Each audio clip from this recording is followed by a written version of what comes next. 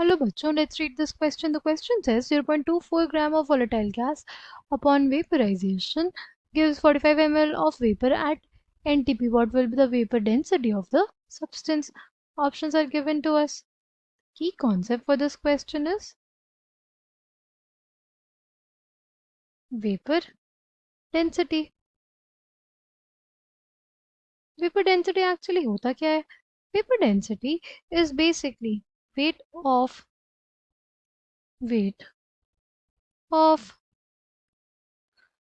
certain volume of a substance. Weight of certain volume of substance. किसी substance के suppose 10 ml का कितना wait होगा? 2 weight of same volume 10 ml volume of hydrogen को हम लोग वेपर डेंसिटी बोलते हैं. Wait of certain volume of substance by weight of same volume of hydrogen को क्या बोलते हैं? वेपर डेंसिटी बोलते हैं. ठीक है. नाउ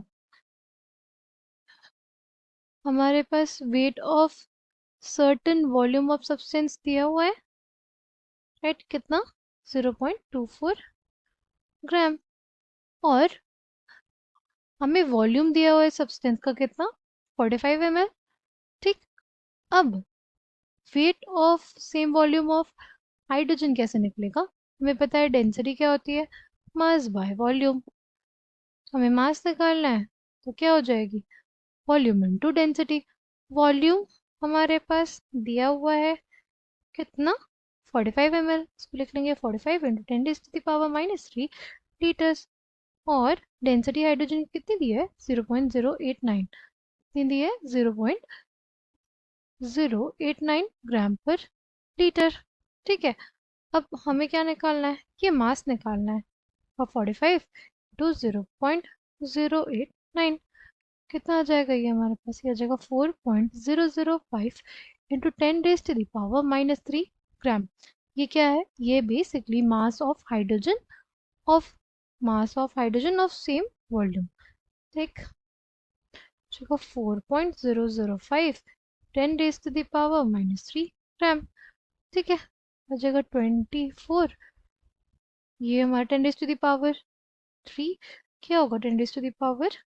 10⁻³ ऊपर जाएगा तो 10⁻³ बन जाएगा, राइट? बाय 4 लिख लेते हैं डिनोमिनेटर में. जाएगा 240 बाय 4. कितना? अप्रोक्सीमेटली वेपर डेंसिटी कितनी आएगी? 60. कौन सा ऑप्शन मैच करेगा? Option B.